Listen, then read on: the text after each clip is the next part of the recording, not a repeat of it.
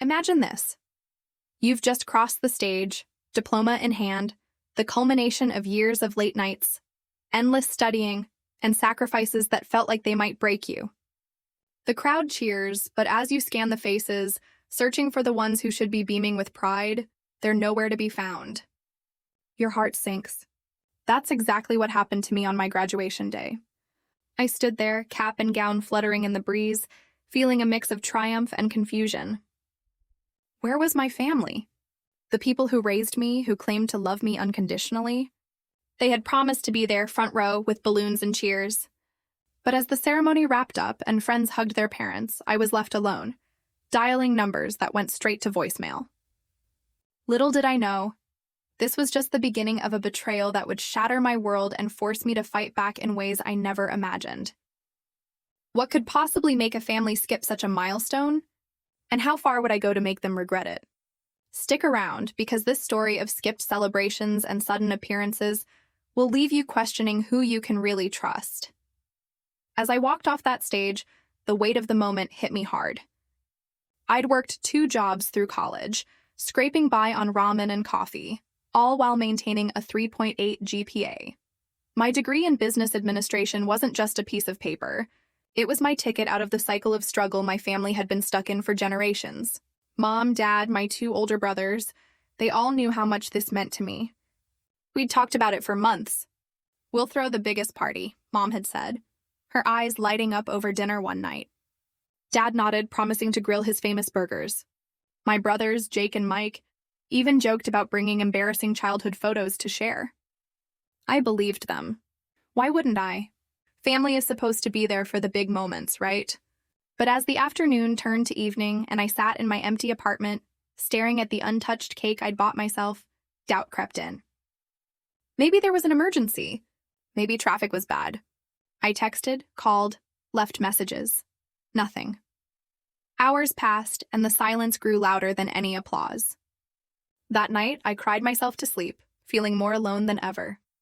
But the real twist? It wasn't an accident. It was a choice. And soon, I'd discover just how calculated that choice was. The next morning, I woke up with a heavy heart, but determination pushed me forward. I had a job lined up, an entry-level position at a marketing firm, paying decently for a fresh grad. It wasn't glamorous, but it was a start. I decided to shake off the disappointment and focus on the future. Maybe my family had a good reason. Perhaps Dad's car broke down, or Mom wasn't feeling well. I convinced myself of every excuse under the sun. A week later, I got my first paycheck. It wasn't much, but after taxes and bills, I had a little extra. Feeling generous, I thought about surprising them with dinner. I drove over to the old house, the one where I'd grown up, full of memories both good and bad. As I pulled up, the lights were on, laughter spilling out from the windows. My heart lifted. Maybe they were waiting to celebrate belatedly. I knocked, and Mom opened the door, her face lighting up not with pride, but with something else. Relief? "Oh, honey, you're here," she exclaimed, pulling me in. But as I stepped inside, the scene unfolded like a bad dream. No congratulations. No apologies. Instead, Dad was at the table, bills spread out, and my brothers lounged on the couch, eyes glued to the TV. "We need to talk," Dad said, his tone serious. And just like that, the truth started to unravel. They hadn't come to my graduation because they were too busy dealing with their own messes, debts, bad investments, you name it. But now that I had a job, suddenly I was the family's lifeline. The betrayal stung like nothing else. Looking back, the signs were there all along, hidden in the everyday chaos of our family life. Growing up, we weren't rich, but we weren't starving either. Dad worked as a mechanic, Mom as a part-time cashier, and my brothers followed in Dad's footsteps, tinkering with cars but never quite making it stick. I was the youngest, the smart one, as they called me. From a young age, I buried myself in books, dreaming of a different life. But family dynamics? They were complicated. Dad had a temper, quick to yell when money was tight. Mom played peacemaker, always smoothing things over with hugs and home-cooked meals. Jake and Mike, being older, got away with more, skipping school, partying, racking up small debts that Dad bailed them out of. Me? I was expected to be perfect, to make up for their shortcomings. "You're going to college," Mom would say, pinning her hopes on me. I didn't mind. It gave me purpose. But as I got older, the favoritism became clear. When Jake crashed the family car, they laughed it off. When Mike lost his job for the third time, they helped him out. But for me, every achievement was met with a nod, not celebration. Still, I pushed on, believing that my success would bring us all closer. How wrong I was. High school graduation had been a preview, though I didn't see it then. They showed up late, complained about the heat, and left early for work. But college? That was my big leap. I funded most of it myself. Scholarships, loans, part-time gigs. They contributed a little here and there, but always with strings attached. Don't forget us when you're rich, Jake would tease, but there was an edge to it. As graduation approached, I invited them repeatedly, even offered to pay for gas and food. We'll be there, they assured me. But on the day, nothing. The hurt festered as days turned to weeks. When I finally confronted them during that surprise visit, the excuses poured out. We had a flat tire, Dad grumbled. And then the bank called about the mortgage. Mom added, we didn't want to ruin your day with our problems. But their eyes told a different story. They darted to my purse, where I stupidly mentioned my first paycheck. How's the new job? Mike asked, too casually. And then it came, the ask. We could use a little help this month, Dad said, sliding a stack of bills my way. It was over $1,000, rent, utilities, even Jake's credit card debt. I felt my stomach drop. They hadn't come to celebrate me. They were waiting for me to start earning. The realization hit like a wave of ice water. All those years of support? It felt conditional now, tied to what I could provide. Anger bubbled up, but I held it back, handing over a few hundred with a forced smile. Sure, family helps family, I said. But inside, the seed of resentment was planted. How could they prioritize their messes over my milestone? And what would happen if I said no?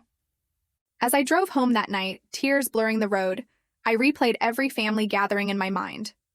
The holidays where they'd joke about my fancy education, the times they'd borrow money from me even as a student, promising to pay back but never doing so. It wasn't just the skipped party. It was a pattern. They saw me as the fixer, the one who would pull them out of their holes. But where was the reciprocity? The pride in my accomplishments? I felt used, discarded like yesterday's news until I had something to offer. That night, I made a decision. No more blind giving. I needed to see if their love was real or just convenient. Little did they know this betrayal was awakening something in me, a plan to expose the truth and reclaim my worth. Would they change if faced with consequences? Or would they double down? The conflict was brewing, and I was ready to stir the pot. In the weeks that followed, the requests kept coming, each one chipping away at my resolve. First, it was Mom calling about groceries. Just a little loan. Sweetie, until payday. Then Jake texted about his car repair. You know I'm good for it. Mike was the boldest, showing up at my apartment unannounced. Beer in hand, spinning tales of bad luck at work. Sis, spot me $500? I'll pay you back with interest. I gave in at first, telling myself it was temporary. But as my bank account dwindled and theirs seemed to stabilize, the unfairness gnawed at me. My job was demanding. Long hours, tight deadlines, but I thrived, even getting a small raise after 3 months. I shared the news with them over a family dinner I hosted, hoping for some acknowledgement. That's great, Dad said absently, before steering the conversation back to his latest bill. No questions about my work, no pride in my progress. It was like my life only mattered when it intersected with their needs. The conflict inside me grew. Love mixed with bitterness, loyalty clashing with self-respect. How much was too much? And when would they see me as more than a walking wallet? One evening, after a particularly exhausting day, I sat down and tallied it up. Over 4 months, I'd given them nearly $3,000, more than half my savings. In return, radio silence on my birthday, forgotten promises to visit, and excuses for why they couldn't help me move into a better apartment. The breaking point came during a phone call with Mom. Honey, we might lose the house if we don't catch up on payments, she said, her voice trembling. My heart ached. I loved them, flaws and all. But then she added, Your brothers are trying, but you know how it is. You're the stable one. Stable? I'd built that stability alone without, but it lit a fire. I started flared. researching. What about Books my on graduation? Toxic family dynamics. You couldn't even show up Online for that. forums I full of snapped. stories like mine. There was a pause. People Then shared how they'd defensiveness. set boundaries. We had issues. How they'd you know reclaim their power. Don't hold grudges. Ideas swirled. What if I stopped giving? What if I turned the tables? The revenge plan began to form, not out of hate, but out of a need for justice. They needed to feel the sting of absence just as I had. But how? I pondered late into the night, crafting a strategy that would expose their true colors without destroying us all. As the storm built, I tested the waters subtly. I delayed responses to their requests, citing my own bills. Sorry, tight this month, I'd say. Their reactions? Frustration at first, then guilt-tripping. After all we've done for you, Dad huffed. It hurt, but it confirmed my suspicions. They weren't proud parents and siblings. They were users, waiting for my next deposit. The emotional toll was heavy, nights of doubt, wondering if I was overreacting. But memories of that empty graduation seat fueled me. I deserved better. And soon I'd make sure they understood that. The full extent of the betrayal hit me like a thunderclap one rainy afternoon. I'd decided to surprise them with a visit, armed with takeout as a peace offering. As I approached the house, I overheard voices through the open window, laughter, clinking glasses. Peeking in, I saw them all gathered around the table, a spread of food and drinks before them. To Mike's new job, Dad toasted. Mike had a job? He hadn't mentioned it. And there, in the center, was a cake, similar to the one I'd bought for myself on graduation day. They were celebrating him, complete with balloons and cheers. My stomach twisted. They'd found time for this, but not for me. I listened longer, heart pounding. Good thing we didn't go to that graduation, Jake chuckled. Traffic would have been a nightmare, and we had that poker game. Mom shushed him, but Dad laughed. Yeah, and now she's paying off our debts. Smart kid. The words sliced deep. It wasn't excuses. It was indifference. They'd chosen leisure over my moment, and now they mocked it. I backed away, tears mixing with rain, feeling utterly betrayed. How could they? Back home, I pieced it together. Scrolling through their social media, something I rarely did, I found posts from graduation day. Jake at a bar, Mike at a game, parents relaxing at home. No emergencies, just choices. The pain turned to rage. They'd always prioritized themselves, using my sense of duty against me. No more. The betrayal was crystal clear. I was the bank, not the beloved daughter. That night, I vowed change. But revenge? It had to be smart, not spiteful. I'd show them what life without my stability looked like, force them to confront their selfishness. The plan solidified, cut off financial help but go further. I'd succeed publicly, rub it in without direct confrontation.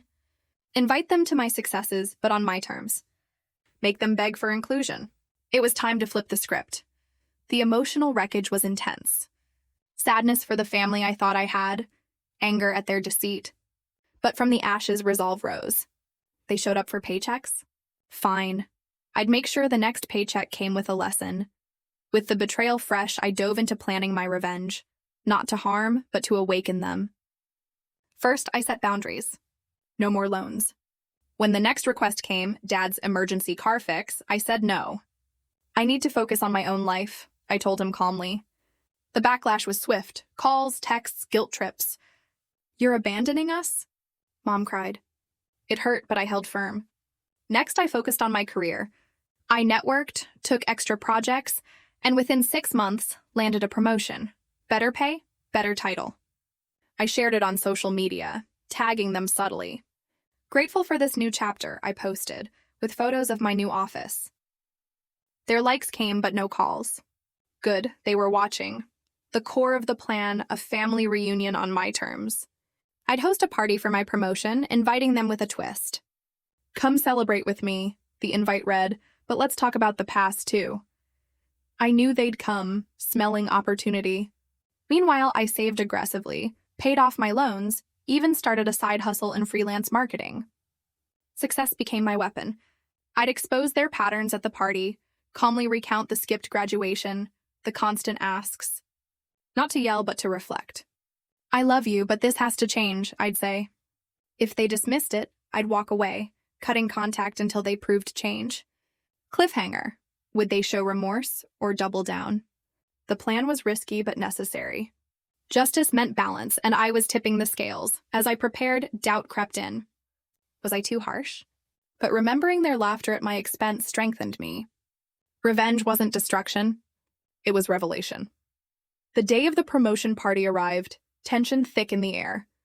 I'd rented a small venue, invited friends and colleagues, and yes, my family. They showed up, dressed up, smiles plastered on. "Congrats, kiddo," Dad said, hugging me awkwardly. Mom fussed over the food. Brothers mingled. But I saw the calculations in their eyes. When would the ask come? As the evening peaked, I gathered everyone for a toast. Heart racing, I spoke. "Thank you all for being here, but I want to share something personal." I recounted the graduation, the empty seats, the hurt. Then the paychecks, the constant drains. "You've shown up for what I can give, not who I am," I said, voice steady. The room went silent. Friends nodded supportively. Family shifted uncomfortably. This party is my way of saying I forgive, but I won't forget. No more handouts. Let's build real relationships. The reaction? Explosive. Jake stormed out muttering. Mike argued, "You're exaggerating." Dad looked ashamed, Mom teary. "We didn't mean to hurt you," she whispered. But as words flew, truths emerged. They admitted the indifference, the reliance. It was raw, emotional, a climax of pent-up feelings. Friends intervened, sharing similar stories, softening the blow. By night's end, apologies trickled in. Dad pulled me aside. "We're sorry. We took you for granted. It wasn't perfect, but it was a start." The revenge? Delivered through honesty, leaving them exposed and speechless. In the aftermath, things shifted slowly. I stuck to my boundaries. No money, but open doors for genuine connection. At first, radio silence. Then tentative reaches. Mom inviting me for dinner, no strings. Jake helping with my car. Mike sharing job tips. Dad even paid back some old loans. It wasn't overnight, but the betrayal's wounds healed as actions replaced words. My career soared. I mentored others in similar situations, turning pain into purpose. Family gatherings became about us, not needs. The skipped party? A painful memory, but one that sparked change. We rebuilt, stronger. I learned to value myself. They learned gratitude. Resolution came not from revenge alone, but from the growth it inspired. Looking back, this journey taught me profound lessons. Family isn't just blood. It's effort and respect.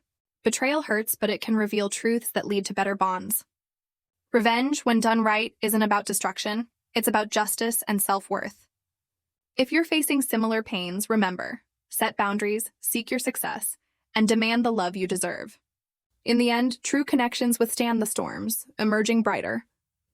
What would you do in my shoes? Reflect on that and cherish those who celebrate you fully.